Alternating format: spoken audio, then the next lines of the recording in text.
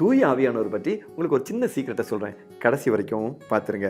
யோவான் 14ஆம் அதிகாரம் 16வது வசனம், உங்களோடு என்றும் இருக்கும்படி. இதை ஜீசஸ் தம்முடைய திருத்தூதர்களை பார்த்து சொல்கிறாரு. மற்றொரு துணையாளரை உங்களுக்கு தருமாறு நான் தந்தையிடம் கேட்பேன். மற்றொரு துணையாளர், இதை ஞாபகம் வச்சுங்க, சரிங்களா? தொடக்க நூல்ல ஆண்டவராகிய கடவுள் உலகத்தையே படைக்கிறாரு. அதுக்கப்புறம் மனிதனை ஆதாமை படைக்கிறாரு.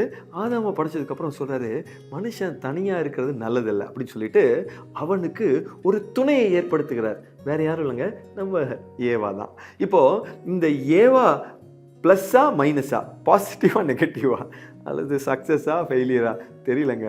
ஏன்னா பிசாசு வஞ்சிக்கும் போது, ஏமாற்றும் போது யாரை முதல்ல ஏமாத்துறான்னா ஏவாவை தான் ஏமாத்துறான். ஏவா சும்மா இருக்காம தான் ஏமாந்தது இல்லாமல் ஆதாமுக்கு கொண்டு போய் இந்த பழத்தை கொடுக்க, ஆதாம் பழத்தை சாப்பிட, எல்லாம் ஒட்டு மொத்தமாக எல்லாம் மாறி போச்சுங்க. சரி விடுங்க, அங்கேருந்து கொஞ்சம் ஃபெயிலியர் ஆரம்பிக்குது. அப்பப்போ இடையில இந்த துணை கொஞ்சம் கொஞ்சம் அப்படி இப்படி முன்ன பின்ன இருக்குது இல்லைங்களா? இப்போ பாருங்க, இந்த வசனத்துக்கு வாங்க. இப்போ ஆண்டவராகிய இயேசு கிறிஸ்து யோவான் 14:16 சொல்றாரு, மற்றொரு துணையாளரை. அப்படின்னா என்ன அர்த்தம்? ஏற்கனவே ஒரு துணையை கொடுத்தேன்ப்பா, அவங்கள நீங்கள் வச்சுக்கோங்க, ஆனால் நான் இன்னொரு துணையை கொடுக்கிறேன், எப்போதும் உங்களோடு இருக்கும்படி.